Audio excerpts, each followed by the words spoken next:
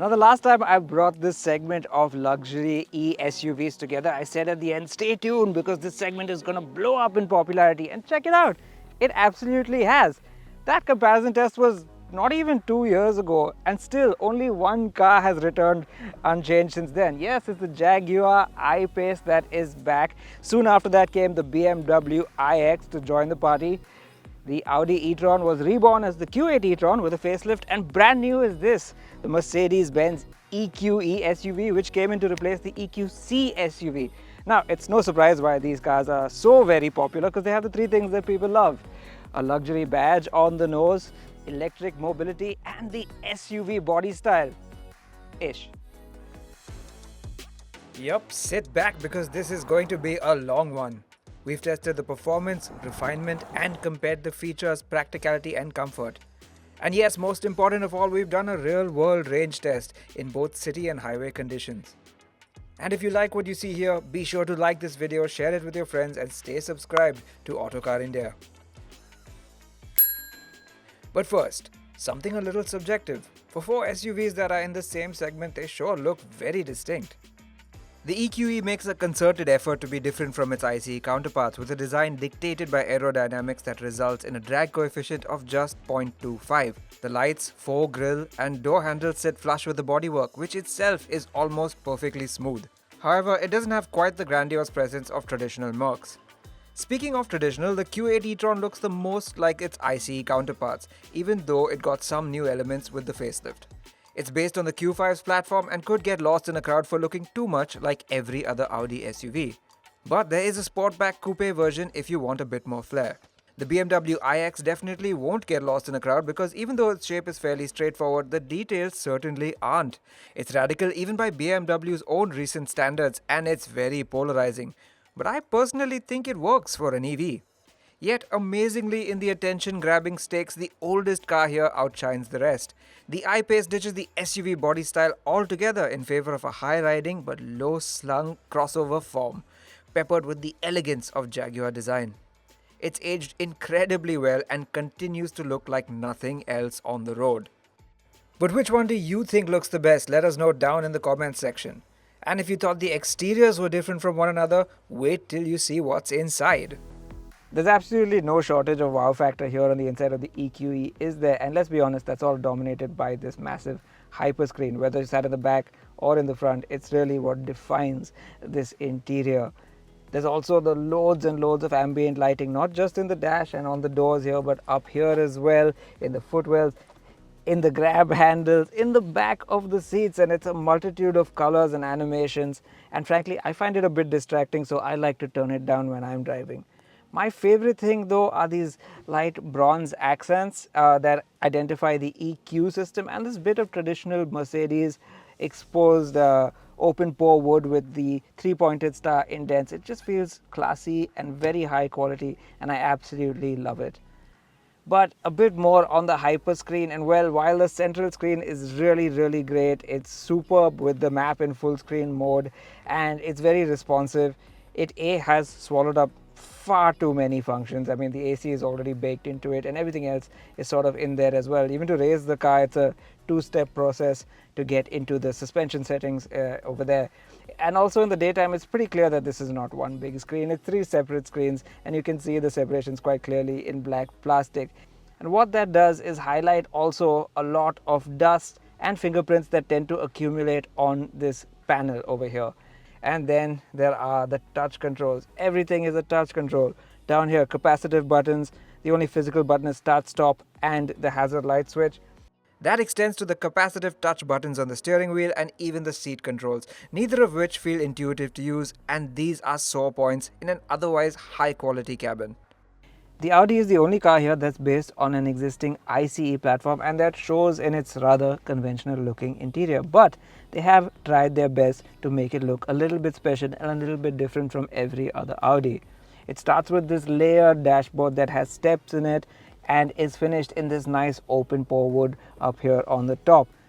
They've also got this nice exposed center console that makes use of the transmission tunnel really well to keep all your stuff within reach and within visible access. And of course, there is this rather quirky drive state selector where the grip is stationary but only this trigger bit moves up and down for you to select between park, neutral, drive and reverse.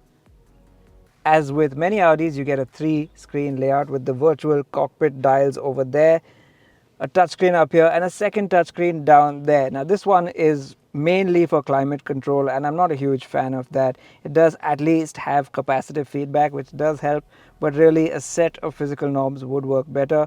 This screen again works really well. It's bright, it's colorful, it's crisp, and it's Audi's typically clean and simple design, but it is starting to show its age now, and the next generation of Audi MMI is coming along very soon.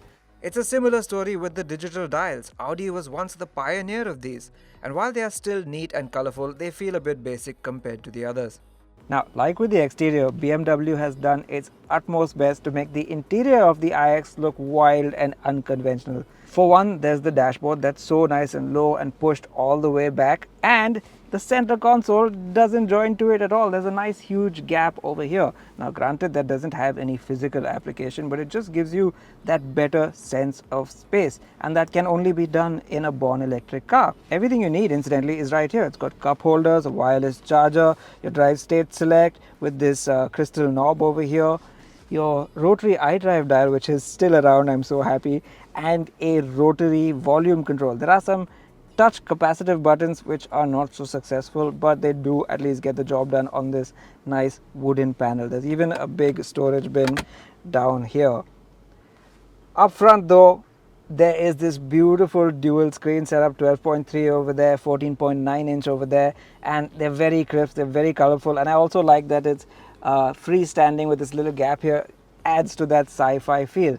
Unfortunately, the interface there is not so great. It's a bit too cluttered with too many sub-menus and too many tiles and things to get through. I wish it was a little bit simpler. And even this, again, in their effort to make it unconventional, it's a bit distracting. Speaking of unconventional, this steering wheel, it is not round. It is very far from round, and I don't mind it. It's good to grip, but I understand that some people will find it just a bit too unconventional. I got to take a moment to talk about quality because it is just fantastic. Everywhere you look, touch and feel, quality is just superb, soft touch, everything, and you really have to look hard to find bad plastics in this cabin, probably down there somewhere.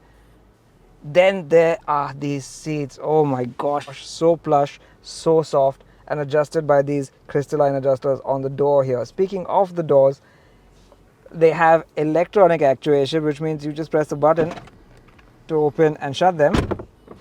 Soft close, by the way, but there is a physical fail-safe down here in case that doesn't work. When you step into the Jaguar, especially after one of those cars, it's like stepping not into a crossover, certainly not into an SUV, but into a sports car. You're sat low, you feel like sitting lower still, and everything just stretches and angles towards you. It's very driver focused and it all wraps around you just so nicely. Quality is perhaps not on par with the others. I will give that to the other cars over here. But there are still a lot of high quality bits like these metallic effect pieces and the metallic switchgear here on the steering wheel. The control layout is quite unconventional with push button for the drive state select, drive, neutral, reverse and park, as well as for the suspension raise and the drive modes. But really it's quite intuitive because they're all physical buttons and they're all always exactly where you left them. There is a climate control touchscreen over here, but most of it happens with these very intuitive push-pull rotary dials. The touchscreen feels really tiny in this company. It feels and looks quite small compared to any of the others, but the digital dials are pretty neat, crisp and clean. It has to be said that though the screens are small, the Jaguar serves up the most detailed info on the car's range, battery and state of charge. As tested, all 4 EVs are well equipped, with the Audi and Mercedes leading the charge, with the BMW following a bit lower down and the Jaguar lower still. However, it must be noted that while almost everything you see on the Mercedes and BMW is standard, some of the features on the Audi are optional. On the Jag, meanwhile, too many things are optional, including some basics like 4-zone climate control, fog lamps and even the charging cable. Now, electric cars may be thrilling to drive, but in this segment and at this price range, they have to be good for the chauffeur-driven as well. The back seat of the EQE really seems to use verticality to make it space. You're sat quite high, quite upright, and once in place, you do get this nice theatre seating position relative to the front, and that's quite nice. However, the seat squab is unusually short, the backrest is upright, and the tall seat height means headroom is only decent. Moreover, while the seat squab cushioning is soft, the backrest cushioning is firm. The Q8 e-tron's backseat, like just about everything else about it, is the most conventional, but here I think it is to its advantage. That's because it feels, and I suspect it is, the most spacious of them all. Just check out this knee room and this headroom. In all the cars, the driver's seat is set to my position and I'm just under 5 foot 8 inches. Now yes, a disadvantage is that the center console does extend a little too far behind, but that aside, the seats are at a nice angle. It's just the right mix of height, thigh support and foot room down here.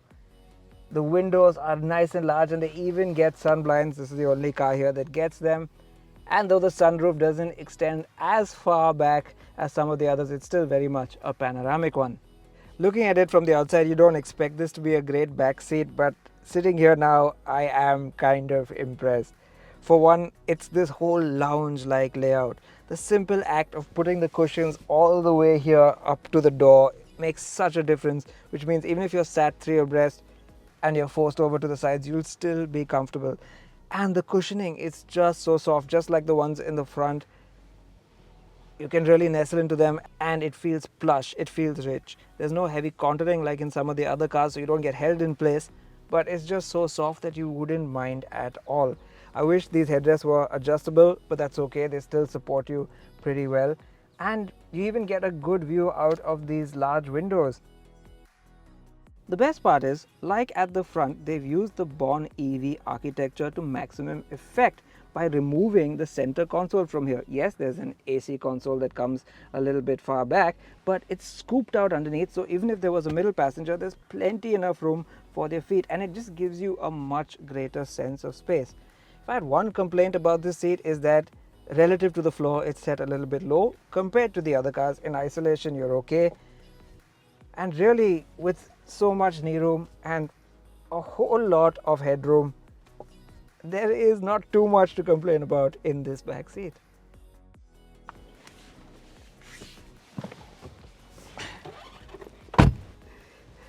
That's a heavy door, and as you can have probably told by that, it requires a little bit of contortion to get into this car because you sit really low and the roof is low too. Once you're in here, space is not too bad. Headroom is only decent, and it is perhaps the worst of all these cars here, but in isolation, not terrible. The scooped out glass area over here actually does provide a bit more headroom, and knee room is pretty good too. It's just that you sit at this angle in order for them to make this place in this back seat with such a low car. So in isolation, not too bad, but in this company, no, this is not an ideal back seat. Interestingly, this car is not equipped with the optional 4-zone climate control. Yes, that's an option in this car, and that's why there are no AC vents down here, but they are still available in the doors over there. Though the EQE SUV and iX are the newest platforms here and use dedicated Born EV architecture, neither has a frontal luggage area or frunk, and you can't even open their bonnets. The Jag has a nominal 27 litres up front, while the ICE-based Q8 e-tron has a usable 62 litres where the engine used to be. The Audi has the most usable rear boot too, owing to the fact that the spare tyre sits in a dedicated recess under the floor. The other three have their spare tyre taking up boot space, though once again the diminutive Jag surprises by having the biggest volume on paper, 656 litres, but the load area is long rather than tall. Time to hit the road, and since we have 4 cars to get through, let's break it down into segments, starting with the powertrains and performance.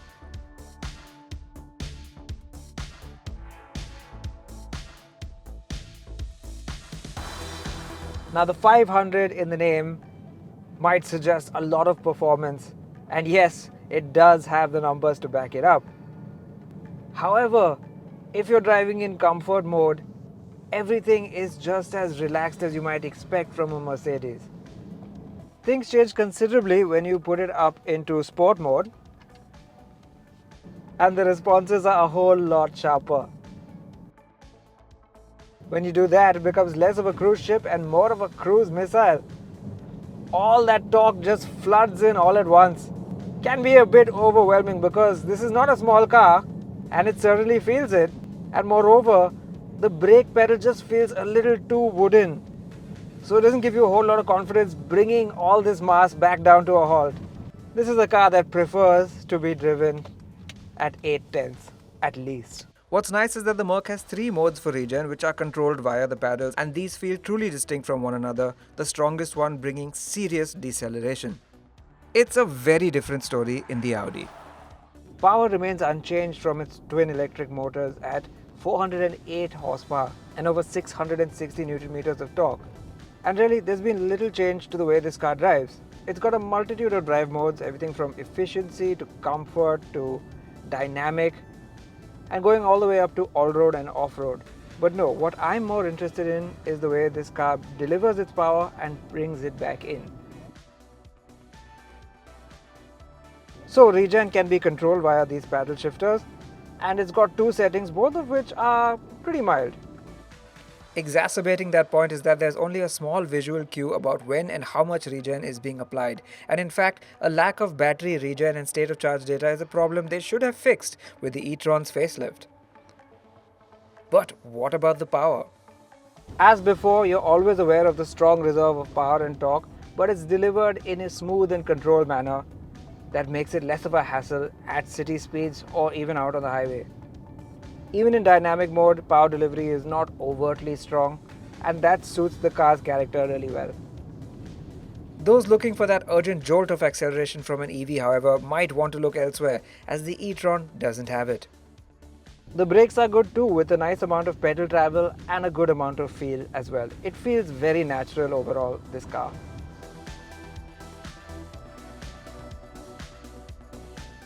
First things first, driving the iX is a slightly different experience, as you might guess just by looking at it. The fact that the dashboard is pressed up against the bulkhead is quite an unusual feeling. It feels like you're driving a lounge of some sort. But you get used to it pretty quickly, and that includes this oblong steering wheel. I'm currently in one of the normal modes, and I'll explain what I mean by that in just a second. And power delivery here is pretty relaxed. Things change drastically when you put it into sport mode. The sound for one changes, and responses are immediately a bit more urgent. Now of course there are no gears in this electric car, but tapping down puts it in B mode, which I think stands for boost, because responses are just insane in this mode. You better be prepared. It also dials up the regen considerably because it's drawing in way more in B mode. So B might actually stand for battery, I'm sorry. But yes, both acceleration and deceleration without using the brake are much stronger when you switch things into B. Now when I said one of the normal driving modes earlier, it's because other than sport and efficiency, it offers a bunch of modes that don't seem to affect the driving in any way, but instead change the ambient lighting and the motor sound. It all feels a bit superficial and confusing when all you want to do is change the drive settings. And that, like many things with this car, is perhaps a step too weird, if you know what I mean. They could have just made things simpler, but they've chosen to complicate it because the iX is an EV and EVs should be wacky.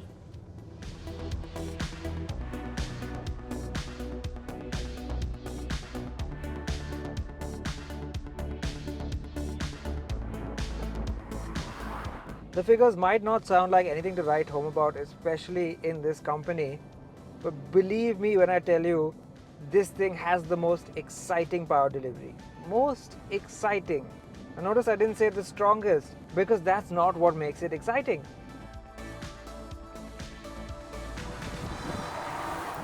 You see, it's very easy for any EV to lump a whole bunch of power and torque at you. In fact, they all do that if you put them in sport mode. But the Jag, it has progressive power delivery. It feels like throttle response. In an EV, I can't believe I'm even saying that, but that's exactly what it feels like.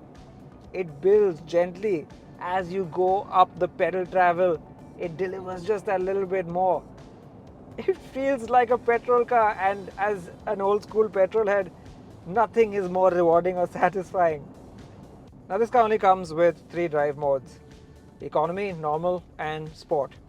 And unfortunately, you can't set the regen manually while you're driving. I mean, it doesn't have any paddles, it doesn't have any controls here.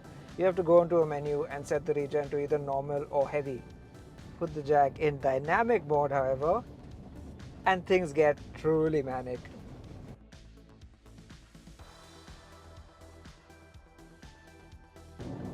It is crazy quick in this mode, and yeah, it's one of those things where you might want to dial yourself back a little bit. But it's still progressive. It's not just a blunt instrument, it's not just a sledgehammer like some of the others are. And that speaks volumes. This is the oldest car here, and they seem to have cracked that right from the start. In our performance test, the EQE cracked 100 kph, the quickest at 4.8 seconds, followed closely by the relatively lightweight I-Pace at 5.04 seconds. The e-tron and iX bring up the rear with 5.7 and 5.9 seconds respectively. In our sound test, the EQE SUV was the quietest and the I-Pace the loudest, with the other two falling in between. Let's talk EV numbers, and here's where the difference starts to show.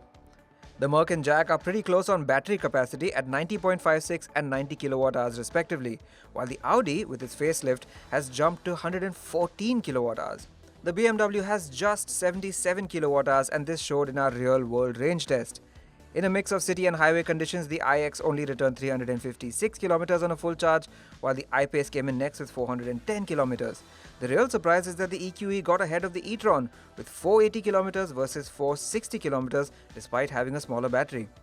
The Audi was the least efficient at just 4.03 km per kilowatt hour, while the EQE was the most at 5.3 km per kilowatt hour. All four get 11 kW AC charging capability as standard, but Audi lets you upgrade to 22 kW as an option.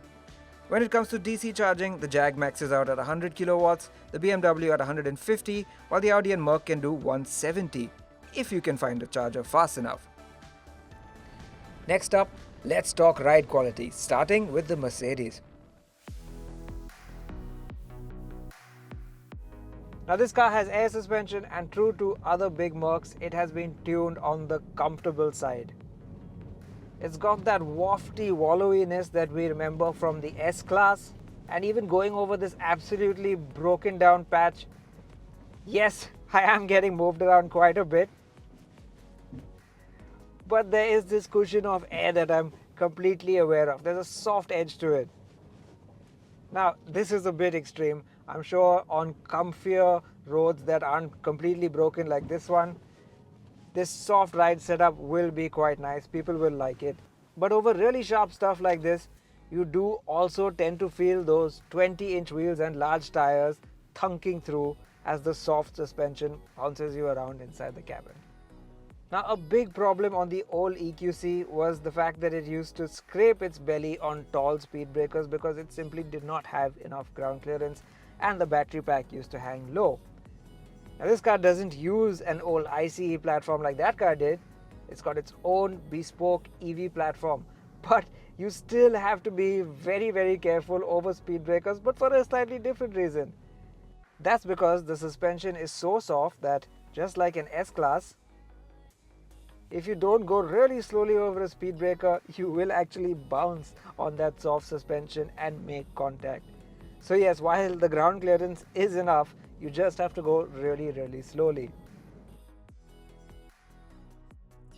This car gets air springs as standard, and the tuning of them in standard comfort mode is very balanced. Yes, there's a little bit of that typical European firmness, but there's a lot of bump absorption, and I think they were wise to stick with 20-inch wheels and not go a size up to 21 maybe, in the interest of maintaining ride quality. It's also very refined over bumps, with the suspension doing its work rather silently. The good news is there's also ample ground clearance, and even with the suspension in its middle setting, like I have it right now, it clears even some really large Maharashtrian speed breakers with no problem at all.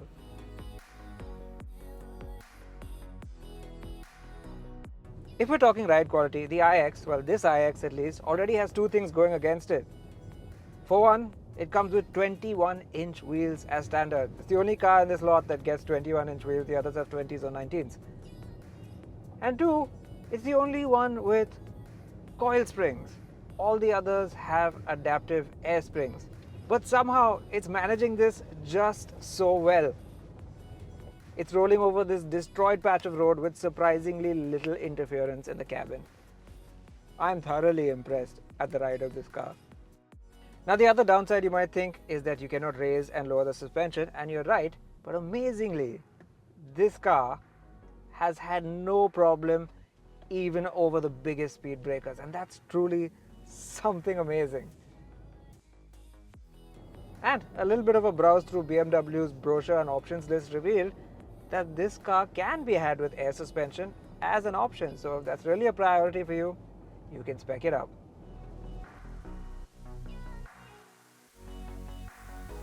The last time we did this comparison test, the car didn't have the optional air suspension. But this time, this Jaguar I-Pace has been fitted with the optional air suspension. What that means is you do get a firm edge over sharp bumps at lower speeds. But on the other hand, as you go faster, the ride just becomes better and better. And in fact, I'd say this has among the best high-speed rides of all the SUVs here. Now yes, this car has air suspension, but even in its medium setting, it seems to clear most bumps just well, which you wouldn't think by looking at it from the outside. But yeah, it might have a low-slung body, but the suspension is all SUV. And finally, you're going to want to drive these powerful e-SUVs yourself, so how do they handle? So what do we think? Big behemoth of an SUV with soft suspension? Yep, it handles like you think it handles. There's a lot of roll. Though the batteries are low down, it does feel top heavy because you can't escape the height of this car really. But what's most disappointing is the steering, which feels very disconnected. Now Mercedes has done good steerings in the past, so it is quite disappointing and kind of surprising actually that this one, even in sport mode, just feels way too light and way too disconnected. One thing I have to mention now that I'm driving and the sun is going down is all I can see as I drive by is things just flashing by as reflections in the hyperscreen on the passenger side. It's just so distracting. What comes as a bit of a pleasant surprise is the dynamics of this big Q8 e-tron. Yes, it's a big car, make no mistake, but it carries its weight well, especially in dynamic mode. Body control is really rather tight for such a big thing. And while the steering is not bristling with feel, it does at least come with a good amount of weight to it. So that gives you confidence when you're going fast around corners. The handling department is where a BMW should be a BMW, and first corner, right away, it proves that it's got the stuff. Unfortunately, there is a little bit of body roll as the suspension is on the softer side, so I'd really be keen to see what it's like on those optional air springs. But all things considered, it's a pretty tidy handler. The steering, especially in this sport mode, deserves a special mention because it's quick, it's direct, and there's quite a lot of weight into it as well. It's just that the chassis can only do so much to keep up with the steering. The best handling car in this test is not the BMW, it is the Jag, and it only takes a few meters of traveling for you to figure that out. And it's not just because of the low driving position, and it's not because you're being goaded on by this wonderful powertrain either. This car has genuinely great handling chops. Everything about it, body control, steering, the steering feels so fluid and nice in a way that none of the others have so far. This is not just one of those artificially weighted things that just gets a little bit heavier when you put it into dynamic mode. No, this one has been tuned by people who care about driving. And this Jag is a car that proves that EVs don't have to be boring to drive. Very little body roll in the corners in dynamic mode, lots of grip, great under braking. Honestly, if you have to buy one EV just to drive yourself and you're not too concerned about what happens to the people in the back, and you can look past some of these cars' signs of age, gotta be this Jag, my gosh. Okay, time to sum up, and it's going to be difficult because each of these luxury EVs offers something different, and moreover, each one has at least one trait compelling enough to make you choose it over the rest. For the Jag, that's driving pleasure, a rare commodity in an EV, and if that's what you seek above all else, it should be your choice. It's also stunning to look at and will get you more attention than any of the others. However, it loses out because it's not as spacious, practical or comfortable as the rest, and so much basic stuff for a luxury vehicle is optional. While the Jaguar makes an emotional connection, the Audi does not. But when it comes to delivering the goods, the practical and no-nonsense Q8 e-tron is the best all-rounder and comes close to best in class in most areas too. There's very little that it does wrong, and whether you're at the wheel or in the back seat, it delivers a likable experience, but not an enjoyable one. At this price, an EV should look and feel more dramatic, and that's really the Q8 e-tron's only serious failing. The EQE SUV delivered the best numbers for range, performance and refinement in our tests, so if your priority is long-distance driving, it should be your pick. The bold, rich and feature-packed interior with its hyperscreen will no doubt be a big draw, but when it comes to one big luxury fundamental, backseat comfort, the Mercedes is uncharacteristically behind the curve. What also hurts it is the price. At 1.39 crore rupees, it's a full 13 to 18 lakh rupees more than the rest. The iX is down on range by a full 100 kilometers, and if you intend to venture out of town frequently, that will no doubt be a deal breaker.